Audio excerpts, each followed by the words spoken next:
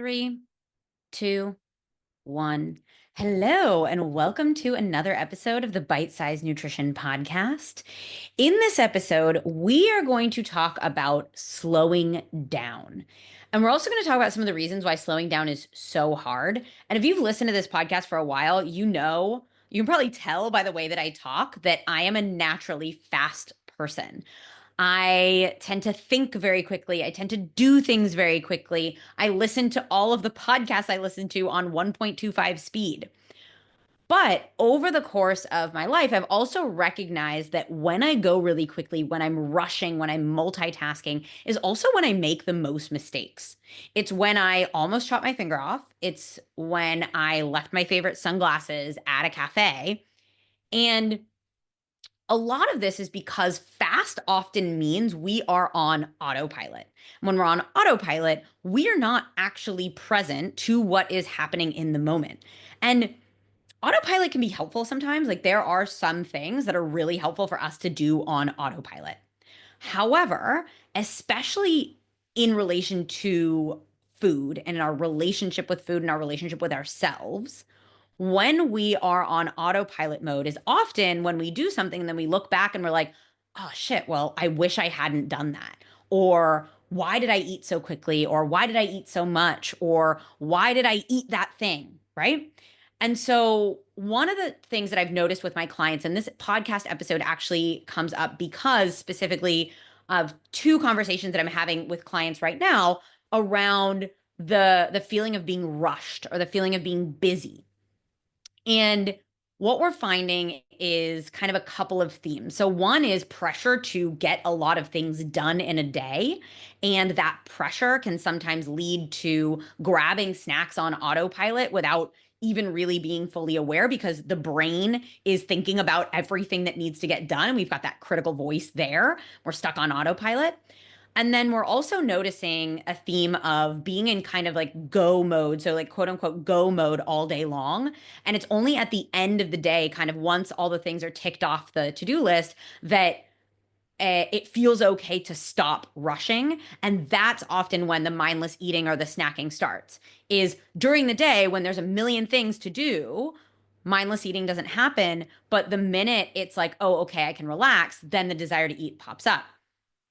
And so, because we know a positive relationship with food also includes the ability to make intentional and present choices, choices that align with the way that we want to feel, with the things that taste good to us, with what we know supports our body. We need to be present in order to do that.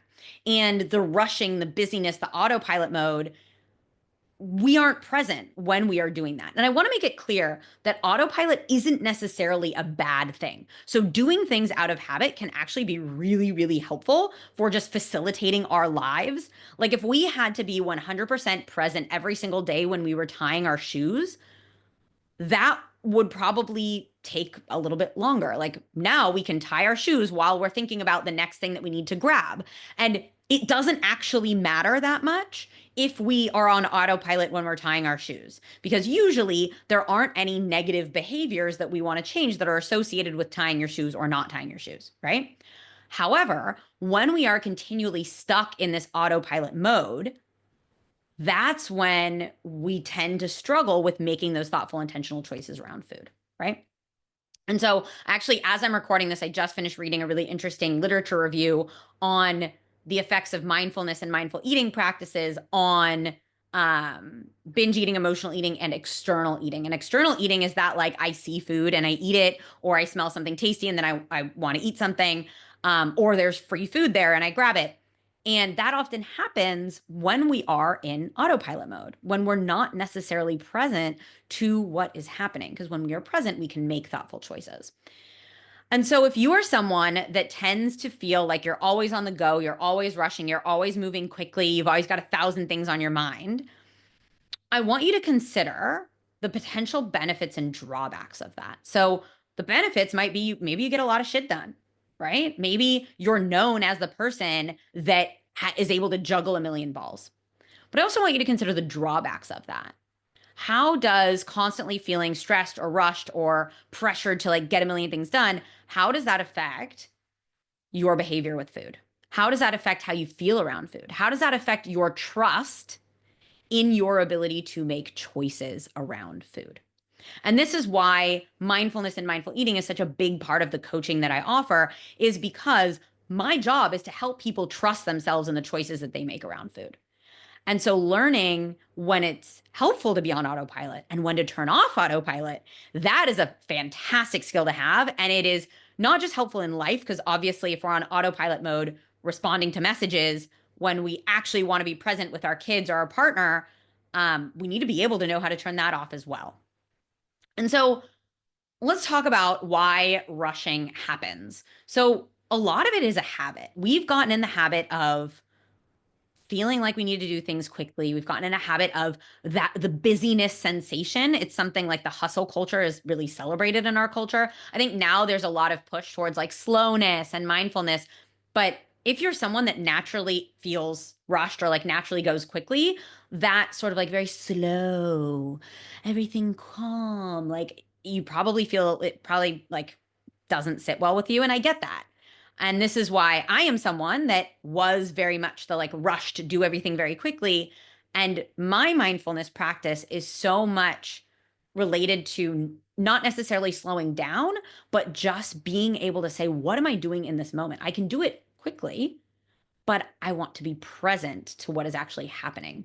And we do need to slow down to speed up in a sense. Like if you are like, I want to start practicing mindfulness or mindful eating, but like I refuse to slow down, it is going to be way harder. So here is where we do need to take intentional effort to slow down and make a little bit of space. And then we can do things a little bit more quickly once we get good at it, right?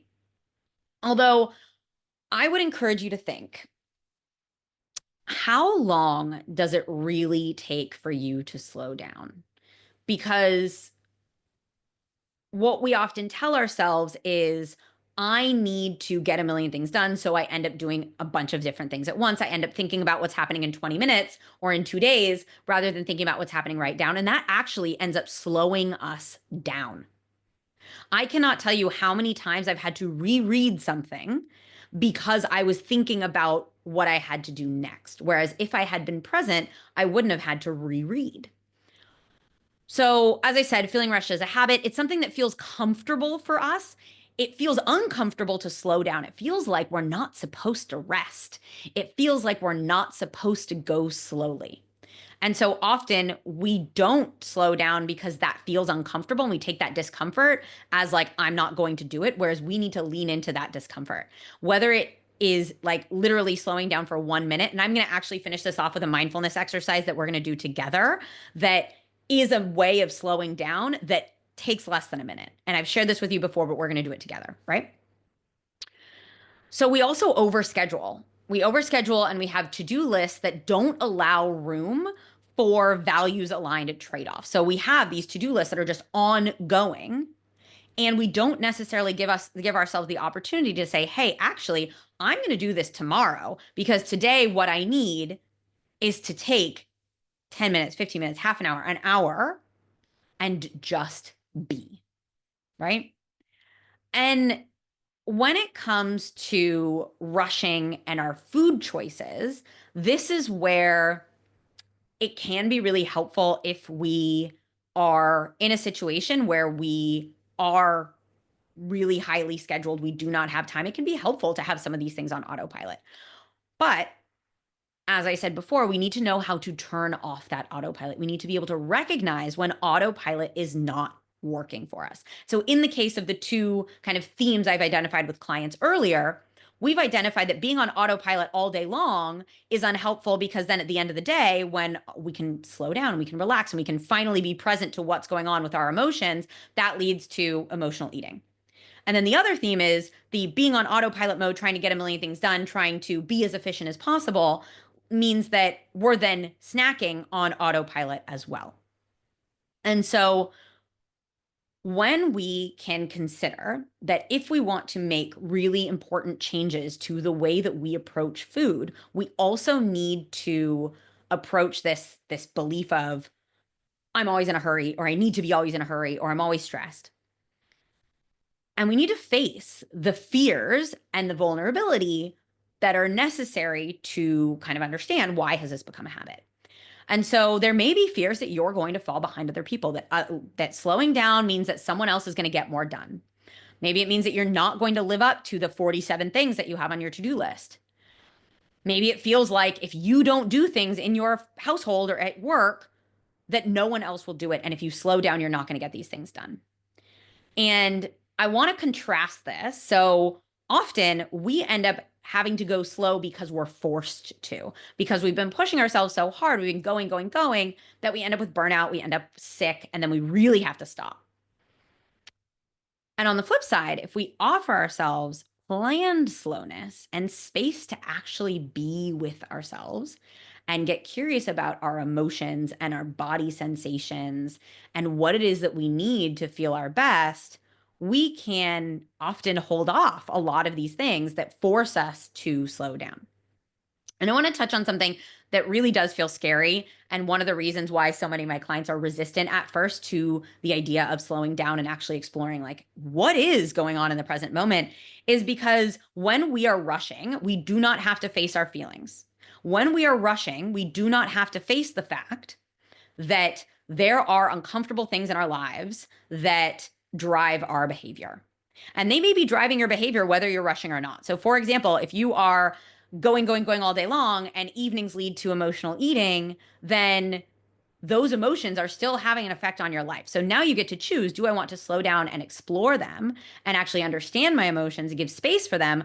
Or do I want to continue going, and feeling like I'm not in control of my behavior?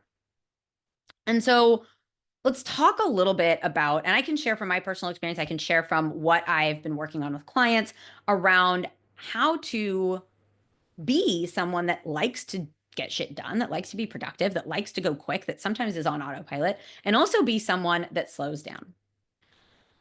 And so for me, one of the things that really shifted was when I started savoring moments.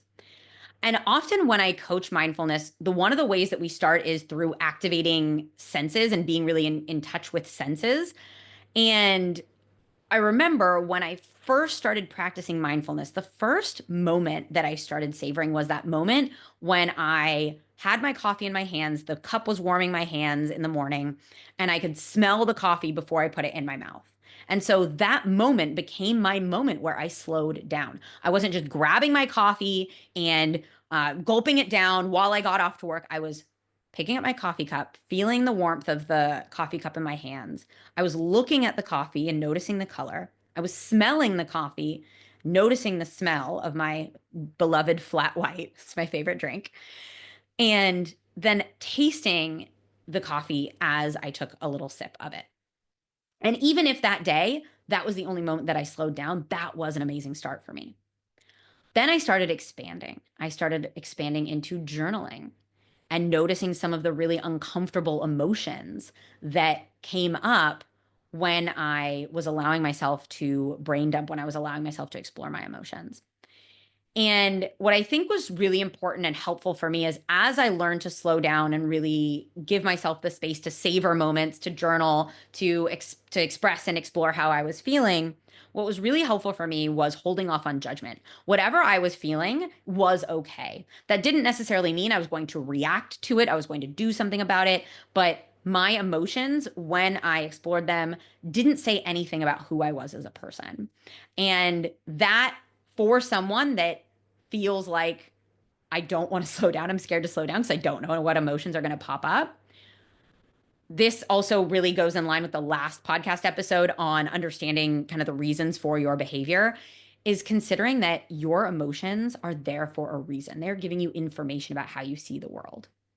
And so if we can consider that giving ourselves time to slow down and be present to our emotions gives us an understanding of how we view the world, it helps us know more about ourselves. And that's a really incredible thing. So I want to end this episode by reassuring you that slowing down and allowing yourself to let go of this, I always need to be rushing, I always need to be doing more, doesn't need to happen with you taking like an hour and a half out of your day for like self-care or sitting in a bubble bath. I know that's not realistic for a lot of people, and that is totally fine. However, even if you are someone that is overscheduled, even if you're someone that has a really intense job, even if you're someone that has children, finding a few moments to simply be present with what is happening is possible. Even if it is while your toddler is screaming, you are noticing the tears running down his cheeks. You are noticing the emotion that's going through your body. You are feeling that little body kicking and screaming. That is a moment of slowing down and actually being present. So, we're going to finish this off with one of my favorite mindfulness exercises, the 5, 4, 3, 2, 1 exercise. And this is, as I said, I often, when I work with clients, we will use senses as sort of like the first way to dig into mindfulness and really understand, hey, what is happening in my body and my mind? And if you are a perfectionist, if you are someone that is rushing, if you are someone that kind of judges yourself, you might listen to this exercise and like doubt that you're doing it right. Just let whatever comes to your mind first be the right answer. That is okay. So, we're going to start out by naming 5 things that you can see. So, look around wherever you are and name specifically 5 things that you can see. Now, I want you to name 4 things that you can hear. One of those things can be the sound of my voice.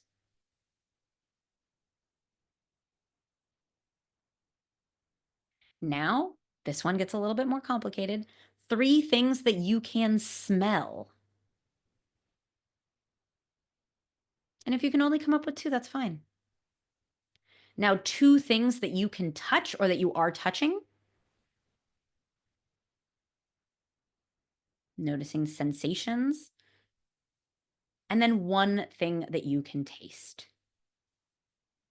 That was a mindfulness exercise, my friend. So if you made it through that exercise, you just slowed down for, I think that was like 35 seconds or something like that. So, as I said, this is a big part of the work that I do with clients. I work with many clients that feel like they are constantly rushed, they're constantly busy. They feel that kind of mental stress of struggling to slow down, and there's a little bit of fear of what might pop up if I slow down. So, if you would like support with that, I am happy to help you. You can go ahead and find information about coaching in the show notes. If you love this episode, share it with someone that you think could benefit from these words today. Make sure you are following the Bite Size Nutrition Podcast. And if you'd like, you can go ahead and leave a rating or a review. And with that, thank you so much for being here. Thank you for listening, and I will see you again next time.